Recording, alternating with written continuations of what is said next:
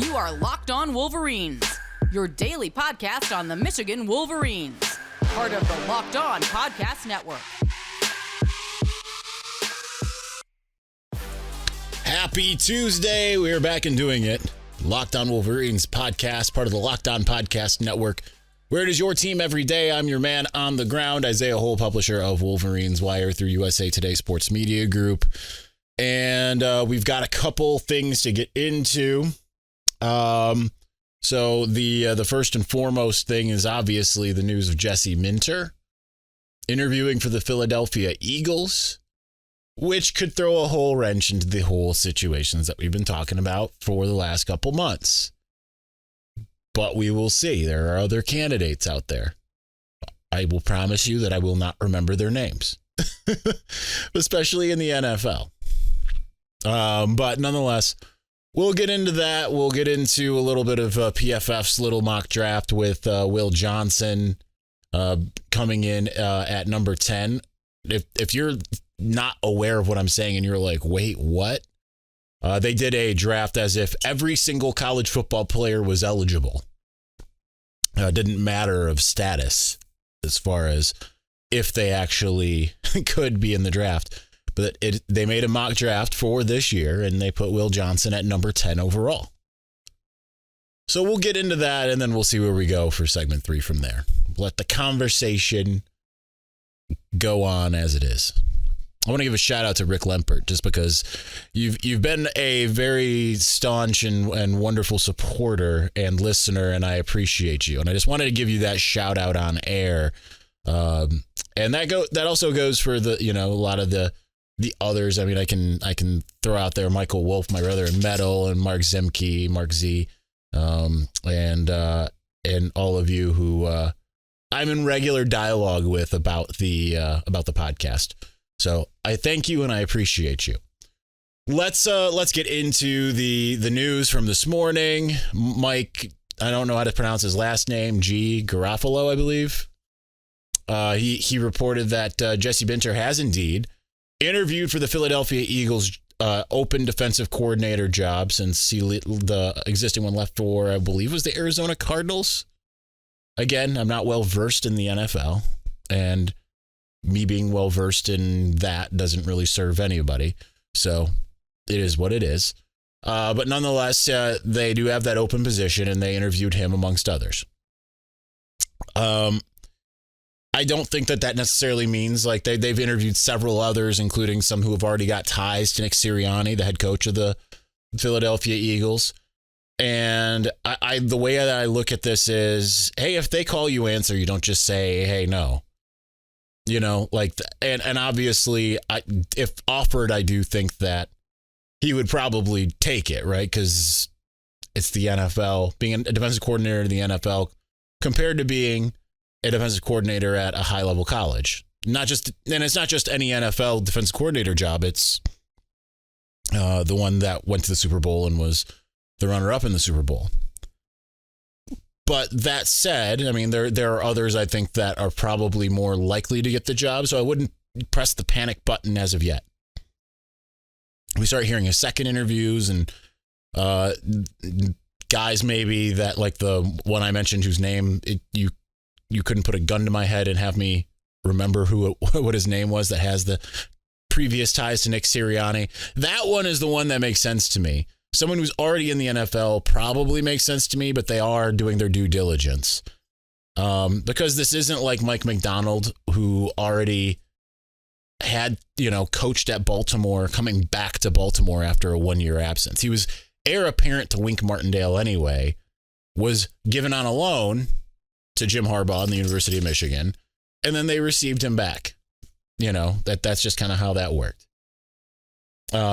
By the way, apologies. At the beginning of every podcast, you can hear Zuri doing all kinds of things, going and getting a drink of water, shaking, doing all kinds of stuff, because she'll just be laying down, and at the moment that I get up and start sitting here, she'll just like, oh, I apparently need to be very active. And if you're watching on video, you can kind of see me petting her under the desk right now.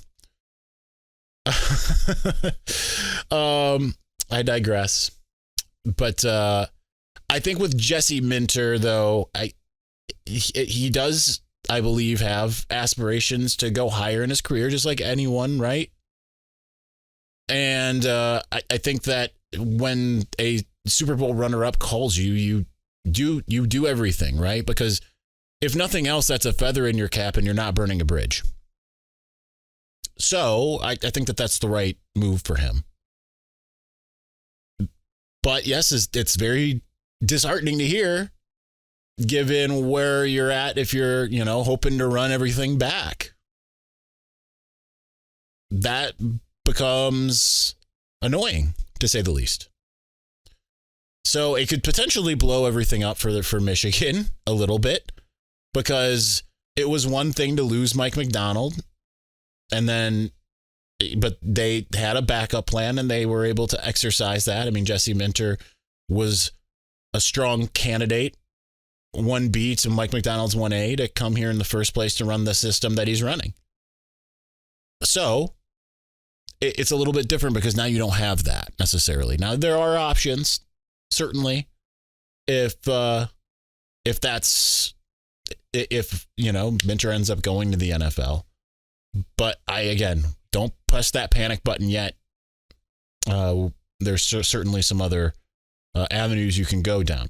We're going to continue talking about this. This is how we're going to do it. I feel like I have more to talk about. I was kind of stretching that part out there just for a minute, literally 1 minute, in order to get to the point where we move on. But we're going to continue talking about it. What does it mean for Michigan? Where does Michigan go if there are any of those issues, and where he actually does depart? And then we'll get to the Will Johnson stuff. I think that'll put us right around, I want to say, like 22 minutes today. But it seems like when I say, like, oh, we're going to talk for like 22 minutes, we go for full 30. If I'm like, yeah, I got 30 minutes to talk, I'm like, okay, and ends up being like 15 minutes. And I'm like, ooh, well, let's talk about Michigan's 2022 season again. Anyway, we're going to move on. Before we do that, if you're looking for a delicious treat but don't want all the fat and calories in you, got to try a Built Bar. We just got through the holidays. I know my goal is to eat a little healthier this year. If you're like me and you want to eat healthier but don't want to compromise taste, then man, I've got just the thing for you. You got to try Built. With Built, healthy is actually tasty. Seriously, they're so delicious you won't think they're good for you. Perfect for your New Year's resolution. What makes Built Bars so good? Well, for starters, they're all covered in 100% real chocolate. That's right, real chocolate. And they come in unbelievable flavors like churro, peanut butter brownie, coconut almond. I'm not sure how Built does it, but these bars taste like a candy bar while maintaining amazing macros. And what's even better is that they are healthy. Only 130 calories, 4 grams of sugar, and a whopping 17 grams of protein. Yeah, I double those up all the time. And how if you actually don't need to wait around to get a box. For years, we've been talking about ordering your Built bars at Built.com. But now you can get them at your local Walmart or Sam's Club. That's right. You can head into your nearest Walmart today, walk to the pharmacy section, grab a box of 4 of cookies or cream, double chocolate or coconut puffs. Or if you're close to Sam's Club, run in and grab a 13-bar box with our hit flavors, brownie batter, and churro. You can thank me later.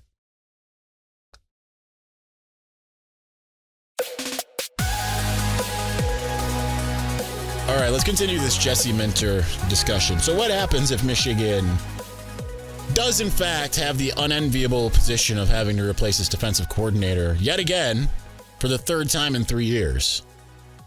Because now you've got to make a decision, right? You aren't just in a situation where it's like, all right, bring up the next dude.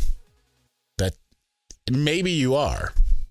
Maybe you decide to go with Steve Clinkscale, he's been on staff under both Mike Macdonald and Jesse Minter. And you sit there and say, okay, he's been a defensive coordinator before. I believe it was on an interim basis at Cincinnati. He's got that experience. He's a co-defensive coordinator at Michigan as far as title. And you can say, I'm going to elevate him and we'll see how this goes. The only thing about doing that is then you're either having to hire someone else to work with the secondary, or you're keeping him on and then doing something different there. And that would come at the cost of what he is already currently doing with the defensive pass game, which has been phenomenal. So you really don't want to lose that. You really don't want to shake things up any more than they've been shaken up at this point. So that is option A. Option B is you just hired in someone who's been a defensive coordinator, who is familiar with your systems overall, but not with the scheme. And that's Chris Partridge, the current linebackers coach, who just came from Ole Miss via the University of Michigan. So that would be option B. You know, you keep Steve Klingscale as co-defensive coordinator, but then the question when you have Chris Partridge in that is, do you get him to run the same system you have already been running, or do you switch it up? Considering that Michigan enters the season, at least at this point, they enter spring ball as the preseason SP plus number 4 defense in the country, certainly that could take a hit because suddenly you could be changing things up. Now, that could be beneficial if you have someone, whether it's one of the aforementioned two or you go for an outside hire, that takes a look at the personnel and says, you know what? With what we have right here, we can implement this and it's going to work the best for us. The problem is Jesse Minter had an even better performance for Michigan against Ohio State. Awful against TCU, but that's really the only team that had any kind of offensive success on Michigan. And out of their 51 points, 14 came via Michigan's offense. So it was bad, but it was a high-powered offense that still managed to score 37 points, which doesn't feel quite as bad as 51. Things could be shored up, and you feel like year 3 of the defense, even more so year 2 of Jesse Minter. Making $1.3 million at the moment. Could certainly be given more to be like, hey, dude, come on. But how much money would entice him to stick around? And does Michigan even pony that up? That's the question. So now you're just in a conundrum a little bit while you wait. And spring ball's started already. So you don't want to upset everything at this point. But here is the good news, and it's not necessarily going to be a pillow that you're going to want to lay your head on. This is the type of thing that is going to happen when you are in really truly running an elite program, right? Like your coaches are going to be desired by others, and especially by the NFL. This is the sign of a healthy program. Todd Monken just left Georgia, right? Just like a week ago? But like at a lot of these coaches, we don't necessarily see it at every school. Alabama has long been, we see Alabama coaches become head coaches, and then Alabama brings in its rehab case. That's generally what we have seen. But this is generally how it works. You've got the guy that's really doing really well for you. NFL is going to come calling, or another college program is going to be like, you, head coach, come on. Under Jim Harbaugh, that's happened quite a bit, right? There have been a couple instances, of course, where guys have been let go. But for the most part, DJ Durkin left Michigan to be the head coach at Maryland. And Mike McDonald departed to be the defensive coordinator at the Baltimore Ravens. Chris Partridge departed to get an upgraded position at Ole Miss. Brian Smith left to become the defensive coordinator at Rice. Generally, there are certainly situations where guys are somewhat pushed out. Pep Hamilton, Tim Drevno. I don't know if Greg Fry was necessarily pushed out. I never got word on that, but he went to his alma mater, so that was not at all surprising, going back to Florida State. But nonetheless, for the most part, guys have departed when they've gotten upgrades. I'll mention Greg Madison. That's not really an upgrade. I guess it was, because he went from defensive line to defensive coordinator along with Brian Hafley, but still don't understand that one. Just kind of seemed like he wanted to touch all the bases. Notre Dame, Michigan State. I don't think he was at Michigan State. He was at Notre Dame. Ed Warner was at Michigan State. There have been Ed Warner is one of the exceptions, right? which still seems crazy because he was very successful. But coming off of a 2020 season, things had to change. So that's a quality problem to have for Michigan. But now you're just going to be sitting there waiting and wondering, is he going to stay or is he going to go? It's not going to be completely up to him. And if he does go, where do you go from there? Again, I implore you, don't press the panic button. I would imagine this is not going to be, that this is going to be one of the NFL guys already currently in the NFL.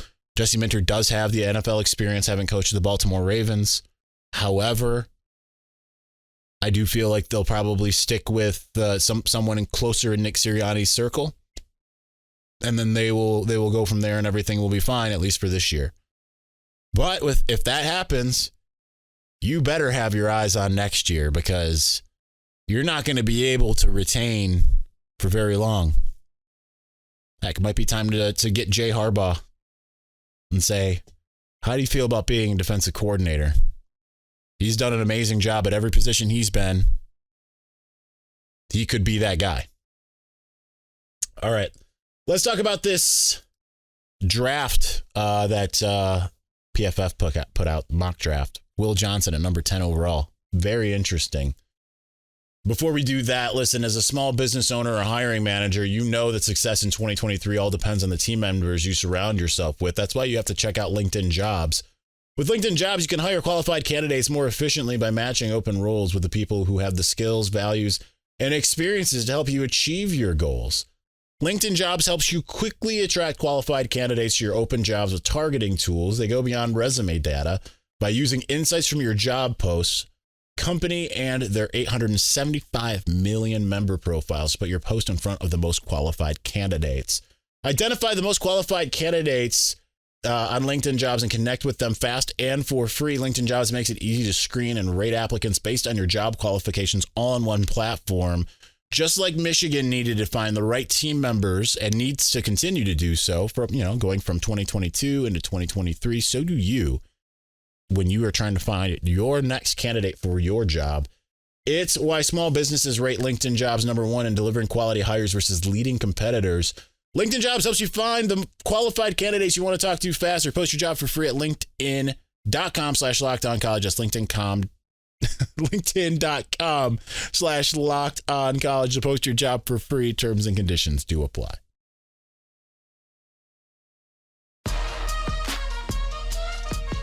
All right, let's I'm kind of surprised that had that much to say about it, but let's get into this Will Johnson stuff. That is, I think it's rad, as the kids say. It's funny, I say as the kids say. Rad feels like something that was a word that we said. I was like 6 in the 80s, Well, probably more radical, but rad too, Teenage Mutant Ninja Turtles were a thing. So, Will Johnson is so highly thought of by PFF that he went number 10 overall in their, we're pretending as if everyone's eligible, here's who would be drafted. That is wild. He's the only Michigan Wolverine to go in the round of 32, which makes it even more wild because you've got J.J. McCarthy, who they see as their number 8 returning quarterback, Blake Corum, who they see as the number 1 running back. There were no running backs included on that list, if I recall correctly. Donovan Edwards, who's could be, running back receiver type. Chris Jenkins was like the number 4 defensive tackle in the returning list. So, and all of this to say, and I know I mentioned this the other day, Will Johnson really only had a half season's worth of tape, right? Actual, out there being a starter. Rutgers game forward. We're talking November 5th forward. That's a month and 2 games. 6 games out of 14. Because the other games in which he appeared, he might have had some snaps here and there. Now I'm curious. let's see. I don't have PF. Well, I do have PFF pulled up, but I'm not signed in. So let's take a look. Let's take a gander real fast about how many of snaps that he ended up having outside of that. Because I would bet you that it was, I'm in NFL. I would bet you that it is an amazing shift. All right, here we go. Snaps by position. So week 9 is week 10 is what I'm starting to talk about here, I believe. And yes, he had 47 snaps, was as high in a game before that Rutgers game. And that was against Hawaii, in which got to play like a whole half, you know? But starting from the Rutgers game, he went 52, 40, 50, 78 against Ohio State. 66 in the conference championship game, 55 in the playoff. But otherwise, it was 28. Again, blowout situation, mostly second half. Certainly moments in that season opener where I felt like he got abused a little bit. The sole touchdown in that game. What was that? Was it the sole touchdown? But there was the passing touchdown that he was burned on. That was like a welcome to college moment against Colorado State. 47 against Hawaii, 15 against UConn. Those are the first three. 21 against Maryland. You felt like, again, especially late when Maryland had its backup quarterback in, Billy, what have you, that he was targeting Will Johnson. Only 16 snaps at Iowa, 28 snaps the following week. That would have been at Indiana. 32 snaps against Penn State, 24 against Michigan State. So he clearly was getting worked in because they didn't really do garbage time, especially in like the Michigan State game. Really started working in rotation. But really, I mean, it was 4 games plus 2. And that's when he started to finally really come onto the scene. So that is impressive that basically the way it looks is like, hey, man, you had 6 games at the college level, but we think you're good enough to be a top 10 overall pick. Think about top 10 overall picks that Michigan has had. Haven't had a ton in recent memory, right? Devin Bush was number 10 in 2018 or 2019. Think about that. They are essentially saying, Will Johnson, you're as qualified as Devin Bush and more qualified than Rashawn Gary. Not as qualified as Aiden Hutchinson, number 2 overall. More qualified than Kwity Paye. More qualified than Taco Charlton and Jabril Peppers and all of these different guys that Michigan has had that have gone that high. And you've played essentially in 6 games. You've got 2 more years of eligibility. Think about how scary that could be for opposing passing offenses. This is why it's like especially absurd to think like, hey, yo, Ohio State, you're just going to plug in a quarterback and it's going to be all good. Now, granted, you better pair him with someone else on the other side. I will say this, talking to one person who would know something thinks that other person is going to be a Marion Walker. So if that ends up being the duo, you would at least need a Marion Walker to be able to hold his own if that's who it is. But you got at least 2 years more of watching this dude do his thing. And he'll give up something, probably. But could Will Johnson end up being the best Michigan cornerback of all of these that have come through here? I mean, he was a 5-star. None of these other guys were. So it's certainly a possibility, and it's exciting to think about. Anyway, that's going to do it for us today We will see what happens tomorrow in this grand thing that we continue to call the offseason. Yes, it's still the offseason because we don't really know anything about spring practice yet other than Cam Calhoun and maybe a couple things from that little video that Michigan released. And maybe that's what we'll do. If they release like another video, we'll do an overreaction to everything that we have gleaned from there. I don't know. All right. Thanks for watching. Thank you for listening. We'll be back on Wednesday. Peace.